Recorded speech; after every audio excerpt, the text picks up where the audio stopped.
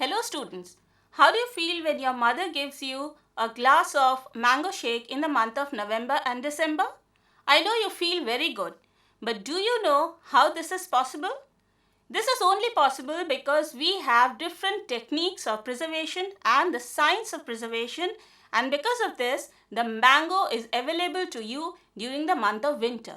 So today we are here to learn about the different techniques of chemical preservation and the food additives that are added in the food in order to give a better shelf life to particular food items.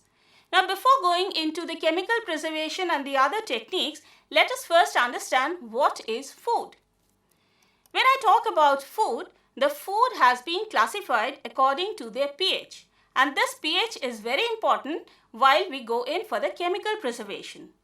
According to the pH, the food has been broadly classified into four important groups. The first group has got a high amount of acid and therefore the pH is about 3.7. The apple, lemon and raspberry come into this category.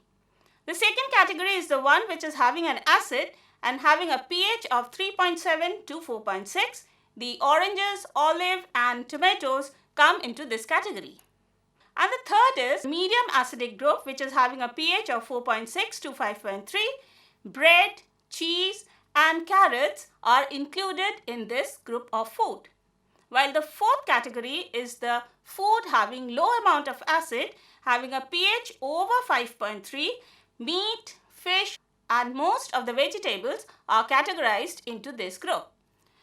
Now pH is very important for the preservation. Therefore, when we go on for the preservation, we talk about preservative, that means the substances which are to be added to the food according to their pH. Therefore, we are having three different types of preservatives. One is called natural preservative, second is chemical preservative and the third is biopreservative. We begin our study with the natural preservatives. Natural preservatives take into account the substances which are naturally or spontaneously added to a food while we go in for the cooking process. For example, salt, sugar, vinegar and then wood smoke. All these help in the preservation technique as they have got an antimicrobial activity too. The process when we add the salt to a particular food is known as salting. Here the addition of the brine solution or the salt solution takes place. This salt solution is having a concentration which is above 18%. That means 1 cup full of salt is added in 5 cups full of water. The addition of the salt has got following effects and therefore helps in the preservation technique. The first one is it causes high osmotic pressure and hence the plasmolysis of the cell takes place. It hydrates the food and the microbial cells, so the microbes that is present inside the food, and therefore the microbes are not able to survive. It ionizes the chlorine ion which is harmful to the organism, that means the microorganism which is growing inside the food. It reduces the solubility of oxygen in water, therefore scarcity of oxygen in the food takes place and the microbes are not able to reproduce nor they survive. It also sensitizes the cell against carbon dioxide and it interferes with the action of the proteolytic enzyme. Because of all these activity, the salt is considered as a very good preservative and which is added naturally in a food item. The other process where we add sugar in the food is known as sugaring. Now sugaring has got the same activity like the salting, but the only difference is you have to add 6 times more amount of sugar than salt in order to have the same degree of inhibition of the microbial activity present in the food. The sugar dissolves in water and therefore the water which is present inside the food is not available to the microorganisms and they won't survive and therefore the spoilage of the food does not take place. The microorganisms are rarely known to survive at a sugar concentration which is more than 20 to 25%. However, for preservation, we use the sugar concentration between 65% and 85%. The different preparation that we have by sugaring process is chutneys. The milk is stored in the form of condensed milk, or we have preparation of cakes that can be stored at room temperature because of the presence of high amount of sugar. The other natural preservation process is called smoking, where wood smoke is used for the preservation of the food items like fish, ham, bacon, beef or soya beans. Here in this method, the surface drying of the food material takes place by the heat that is produced after burning of the wood, and this surface drying is not reliable till we punch it with another method, which can be a method of drying or which can be a method of salting. The smoke which is coming out from the wood can also be obtained from other plant material, for example the corn cobs of the maize. The smoke is very good because it adds flavor to the food item. It has got a dermicidal effect and aids in the preservation. As I already told you, it helps in the drying process. It also takes out many chemicals, or after the smoke is being given to the food items, the chemicals so produced helps in the inhibition of the microbial activity. A gloss finish is given to the food item after smoking, and also the meat becomes more tender after it is exposed to the wood smoke. After smoke, we have other natural preservative, which is spice, oil and essential oil. Now, spices are used in our daily cooking process. For example, we have presence of cumin, coriander, turmeric, pepper, cardamom. All these spices help in the preservation of food because they have got antimicrobial activity. Now, these spices are able to inhibit the gram-positive bacteria. However, the lactic acid is not inhibited, and the gram-negative bacteria are not sensitive to this type of preservatives. The oils are also used for the preservation process, or it is used as a natural preservative where we can preserve the vegetables for a much longer time in different oils like mustard oil or olive oil. Here you can see the vegetables are being preserved in the olive oil. Also, the different type of vegetables can be preserved in the mustard oil. As oil is there, the food or the fresh perishable food item is not exposed to the environment nor to the microbe, and therefore no spoilage of the food items takes place. Coming on to the essential oils, that means these oils are present in the plant material in a very minute amount, and their presence or the concentration of these essential oil varies. For example, the allicin, which is present in garlic, is found to be there at a concentration of 0.3 to 0.5%. However, in the case of another essential oil, which is eugenol, found in clove, it is present at a concentration of 16 to 18%. Now, since the concentration is very much variable, the MIC or minimum inhibitory concentration of these essential oil could not be calculated. However, they are very much helpful for the preservation of different perishable food items. Coming on to the second category of preservative, and that is called the chemical preservative. Now, chemical preservative takes into account the chemicals which are added into the food which will not cause any harm and therefore helps to increase the shelf life of the food, which could be consumed safely by the human or by the animals. Therefore, we say that all the chemicals could not be used as preservative. The chemicals which are used as preservative or as food additives are known as GRAS or GRAS. That means generally recognized as safe chemicals. So, whenever we add a chemical in the food item for preservation technique, that chemical has to be a GRAS chemical. And the characteristic feature of this GRAS chemical should be like this. It should exhibit a wide variety of antimicrobial activity. It should be non-toxic to the human as well as to the animal. It should be economical, not too expensive. It should not have any effect on the flavor, the aroma or the color of the original food item that is going to be preserved. It should not be inactivated by the food or food enzymes, and it should not encourage the development of the resistant strain. Now, any chemical which has got all these property will be tagged as GRAS chemical, and therefore we refer this chemical as a food additive. So let us now learn about the different types of chemicals that are used as the food additives in the food industry for the preservation of the food in order to increase the shelf life of the different food items. The first category of chemicals that we use is organic acids and their salts. The most important organic acid that is known to all of us and that is used by all of us is vinegar. Do you know what this vinegar is? This vinegar is nothing but acetic acid. We add this vinegar or acetic acid in many food items and therefore help in the preservation method. There is another chemical which is used is sodium, potassium and calcium diacetates dihydroacetic acid at a concentration of 0.1%, which is having a pH of 5.1.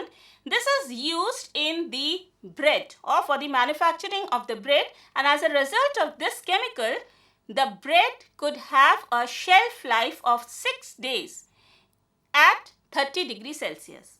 Also, it inhibits the growth of bacillus and therefore the bread can be kept at a room temperature. Another acetate is sodium acetate, which is kept or added at an amount of 1%, which increases the shelf life of catfish for 6 days at 4 degrees Celsius. Benzoic acid and parabens are again the organic acids which are used for the preservation. Now, benzoic acid acts, or it has got a very good antimicrobial activity at a low pH, which is about 2.5 to 4. However, this is not effective at higher pH. Benzoic acid is commonly used in apple cider, soft drinks, jams and jellies, in fruit salads, mango pickles, or in different type of pickles, in the tomato ketchup, in different fruit salads also this has been used. Now, benzoic acid is used at a concentration of 0.1% and it is basically an inhibitor of yeast and mold. Yeast and mold are the organisms which grow at an acidic pH. Therefore, there is much chances of growth of yeast and mold at acidic pH or low pH, and at this low pH, if you add benzoic acid as a food additive, you are able to preserve the food for a much longer time because it inhibits the growth of yeast and mold. Parabens are also very important for the preservation. Like the ethyl and the methyl paraben, they are extensively used in the food industry. They are basically the proton ionophores. They disrupt the cell membrane, and after disruption of the cell membrane, the internal pH of the cell, which is higher than the external pH, they get dissociated and therefore they hamper the microbes which are growing inside the food item. Therefore, this paraben can also be used as a food additive, and it has got an advantage over benzoate because they can act at a much higher pH. Coming on to the sorbic acid or sorbates. Now, sorbic acid or sorbates are used in the food item, and the concentration of this sorbic acid should not exceed 0.2%. This is very good for preservation because it has got an antimicrobial activity. And the different salts of sorbic acid like calcium, potassium and sodium salts are also being used. This is mainly used in the cheese industry or in the fruit juices, beverages, fruit jellies and jams, pickles, etc. It also is effective against yeast, molds and catalase positive bacteria. The fatty acid esters are also important as chemical preservative. Mainly the glyceryl monolaurate is one of the fatty acid preservative which is used in order to inhibit the growth of bacillus at 100 microgram per ml concentration. Propionic acid is another acid which is used for the preservation of the bread. Whenever we are going to make the bread, if we add propionic acid to the bread dough, we can preserve or we can increase the shelf life of the bread for a much longer time. This propionic acid is again an inhibitor of the mold, and it should not be used at a concentration which is more than 0.32%. Nitrites and nitrates. Now, nitrites and nitrates are very important for the curing of the meat. The curing of the meat means how can we retain the color of the meat as well as the freshness of the meat. Now, if we go on to the biochemical reaction that is taking place during the preservation of the meat, we find that if we add nitrate in the meat or the meat which is going to be preserved, this nitrate is converted to nitrite by the bacterial action. The nitrite so produced in the acidic environment gets converted to nitrous acid. The nitrous acid, after being reduced, is converted to nitric oxide, and this nitric oxide now reacts with myoglobin, which is present in the muscle of the meat.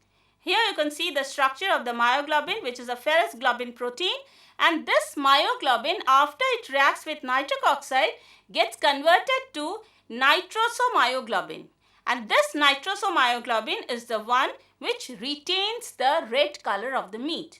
And this nitrosomyoglobin, if given heat, may be converted to nitrosochemochrome, which is somewhat pink in color.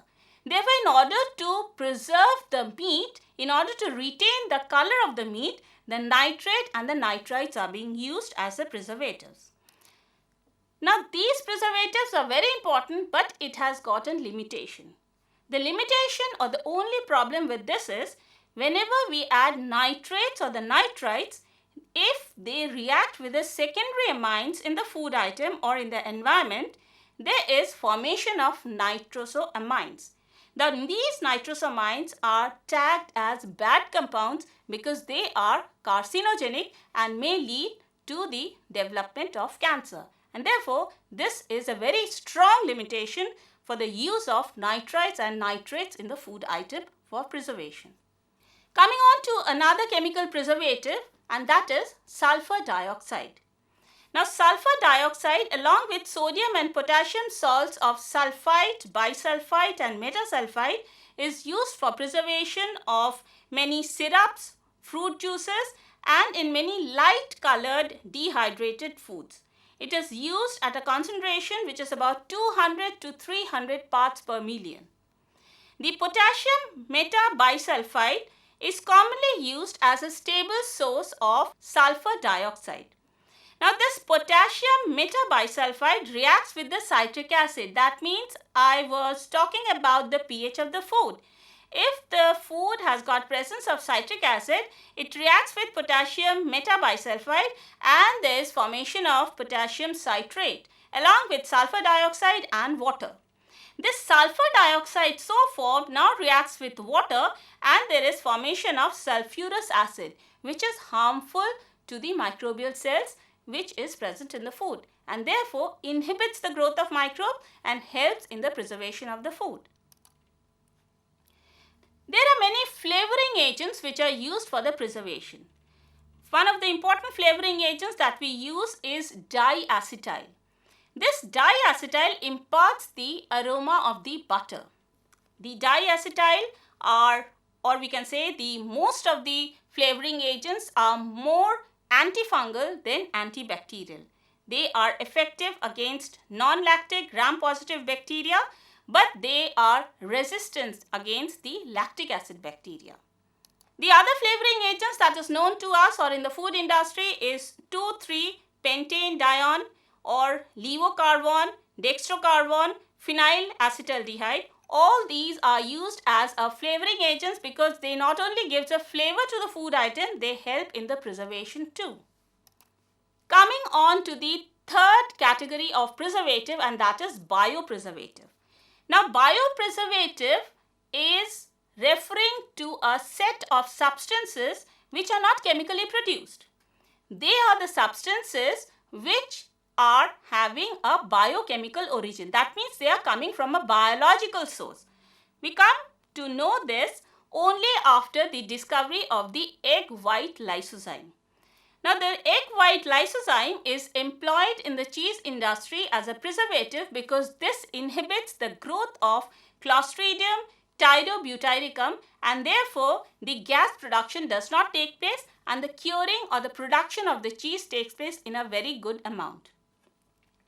The activation of the lactoperoxidase system is also very important in those countries like India where pasteurization does not take place immediately after milking or where the refrigerated transport system is not there. Now in our country, we cannot immediately pasteurize or refrigerate the milk in order to preserve it for a much longer time. However, if the activation of the lactoperoxidase system takes place, which is a biopreservation system, we are able to store a heavy amount of milk for a much longer time. Plant-derived antimicrobials are again very important source of biopreservative, and therefore they are coming out from different herbs and spices which has got an antimicrobial activity and can be used for the preservation. The third important category of biopreservative is microbial products. Now, microbial products take into account the two different things. One is antibiotic and the other one is bacteriocins. Antibiotics which are produced from number of bacteria and fungus, and the bacteriocins which are produced from bacteria and act against particular genus of bacteria only. Two important antibiotic that is normally used for the preservation is Nissin and Natamycin.